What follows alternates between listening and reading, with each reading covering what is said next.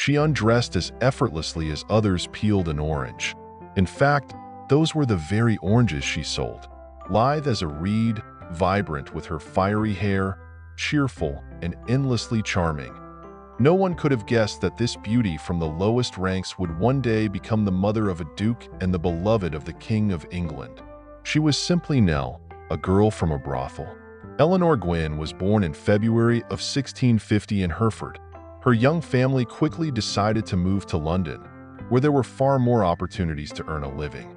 Her father, a retired soldier, attempted to open a shop but failed. Misfortunes led him to gambling and drinking, which eventually resulted in debt. He died in a debtor's prison when Nell, so everyone called her, was not yet 5 years old. Nell's mother refused to wallow in despair. If the shop didn't work out, perhaps she could try her luck in something else. With the help of a lover and partner, she managed to open a brothel that, surprisingly, began to gain popularity. Perhaps it was the lively location near the theater, or maybe Mrs. Gwynn simply knew how to run a business properly. Nell grew up among courtesans and learned quite a bit from them.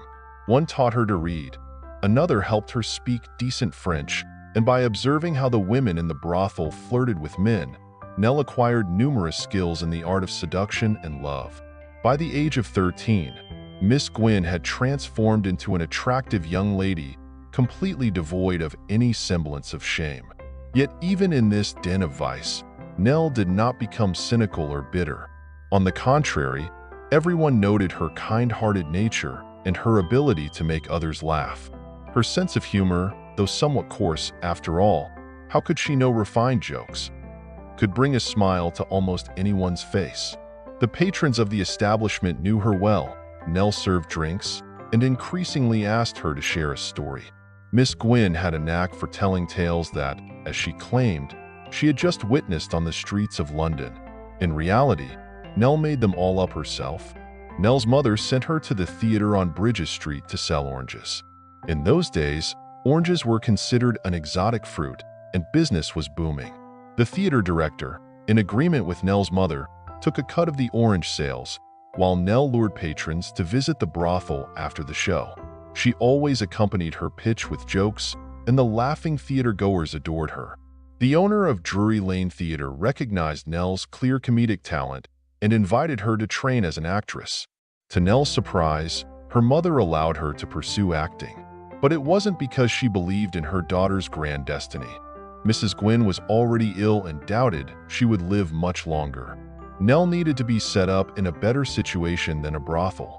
So the girl began taking lessons, and soon she made her debut in Dryden's play, The Indian Emperor, where she was entrusted with the role of Montezuma's daughter. Pretty Nell was a quick learner. Although the stage was still a man's world, she adapted to it as easily as a fish to water. She learned to sing and dance, but most importantly, she knew how to engage and entertain the audience. This talent was undeniable. It was through her humor that she caught the attention of Charles Sackville, a nobleman in the court of King Charles II. In keeping with the customs of the time, Charles offered Nell a generous allowance, which she gladly accepted. From her cramped rooms, Miss Gwynn moved into her own apartment. Among the enthusiastic theater-goers of the time was George Villiers, the second Duke of Buckingham. He didn't just enjoy watching performances, he dreamed of his own glory as a playwright. He held a barely concealed disdain for the productions staged in London, particularly those by Dryden. In his opinion, the only thing that elevated those mediocre plays was the charming performance of the lovely actress Nell Gwynn. It is said that it was Buckingham who became determined to introduce the king to the former inhabitant of a brothel, and their meeting took place. The king saw Nell on stage, then was invited to a risque dinner at Buckingham's home, where the orange seller showcased her charms. Nell's absolute naturalness, devoid of any hint of vulgarity, so captivated the king that he wished to meet the actress again, and again, and again, between the theater and a small hotel across the street. Something few knew about, there was a hidden underground passage. The king only needed to descend, travel a short distance beneath the ground, and he would find himself in the theater, right in Nell's dressing room. Or she would hurry to him at the hotel during intermission, using the same passage. At that time, the king's official mistress was Barbara Villiers, a relative of Buckingham. 5 out of 6 of her children were acknowledged by Charles II, and her influence was considered absolute. No one could have guessed that Barbara's star was fading, while the king was lavishing his affection on the actress Nell Gwynn. However, it was hard to keep a secret under wraps. Soon, Nell became pregnant and moved out of Charles's apartment into her own little house. Naturally, the king bought it for her. He often visited his mistress in this cozy nest. A year later, Nell gave birth to a son who would later be titled Duke of St. Albans. The following year, she had another illegitimate child. Barbara Villiers despised Nell, referring to her disdainfully as that one from the gutter. And who could blame her? After years of being the king's favorite, she had solidified her position to the point where she openly influenced political affairs. And here was this actress.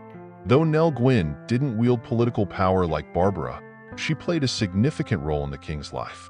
Charles found relaxation in her presence, so carefree and always able to make him laugh. She didn't even feel jealous when he brought Louise de Carrawale close for a time. He would return to her embrace, warm and fragrant with the scent of orange blossoms. Nell knew how to be grateful, and despite the harsh words many contemporaries had for her, the king found peace and happiness with her. It was no coincidence that in his dying hours, the English monarch asked the future King James II to look after Nell and their children.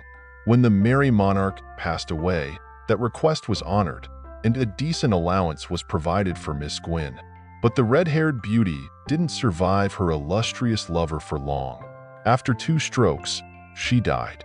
According to another version, she succumbed to syphilis, which Charles II also suffered from. When the actress was buried, so many people gathered that the church couldn't accommodate everyone wishing to pay their respects. There were even more attendees than at the monarch's funeral. The Duke of St. Albans, the eldest son of Charles and Nell Gwynn, found himself among the elite of English society. He sat in the House of Lords, became a Knight of the Garter, and married a noble beauty. From his mother, he inherited her beautiful red hair and an unparalleled sense of humor.